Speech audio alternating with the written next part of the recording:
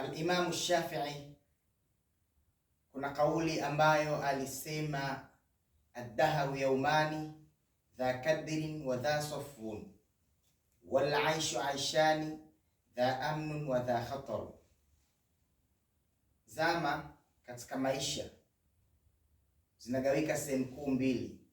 Kuna kipindi, kuna zama zinakuwa za amani, kuna kipindi zama zinakuwa za hatari. Kama yalivyokuwa maisha, kuna maisha kipindi fulani yanakuwa katika hali nzuri, na kuna kipindi fulani mtu anapitia katika matatizo makubwa sana. Kwa hiyo ndugu zangu katika imani, usia wangu katika kipindi hiki ambacho nchi yetu kidogo imeingia katika hali ngumu kidogo, watu wakithirishe sana dua kwa ajili ya kumwelekezea Allah tabaraka wa taala, kwa sababu yeye ndo anaweza kuondosha matatizo, yeye ndo mustaan, yeye ndo mustainun, yeye ndo kila kitu, yeye ndo mtegemezi ambao watu wanatakiwa wamwelekee Allah tabaraka wa taala. Ndugu zangu, Allah tabaraka wa taala akipanga aondoshe hii hali ambayo sisi tunaiona, ni dakika mbili tu.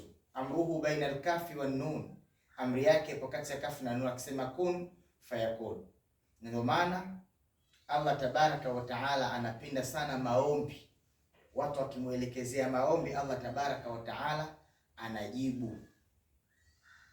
Ad-du'a mukhul ibada, dua ndo ubongo wa ibada zote. Lakini ikiwa kadha Allah tabaraka wa taala amepanga kwamba itokee, alafu watu wakaweka maombi, Allah tabaraka wa taala hubatilisha, sema la yaruddu alqadaa illa ad-du'a. Hakuna kitu ambacho kinapinga qadha ya Allah tabaraka wa taala isipokuwa dua. Alafu haya mengine tuyaache. Kauli ya al-Imam Shafi'i, da'il ayyama taf'alu ma tasha'u, yaache masiku yafanye yatakavyo. Utib nafsan idha hakama al-qada'u, ridhika kwa nafsi yako qadha ya Allah tabaraka wa taala itakapohukumu. Wala tajza lihadithati layali, usifadhaike kwa matukio yale ya masiku. Famali hawadithi dunya baqa'u, hayakuwa haya matukio ya dunia ni yenye kusalia, yenye kubakia. Kwa hiyo ndugu yangu katika imani, mtegemee Allah tabaraka wa taala, mtegemee Allah tabaraka wa taala. Allah tabaraka wa taala atakupitisha salama wewe na mimi.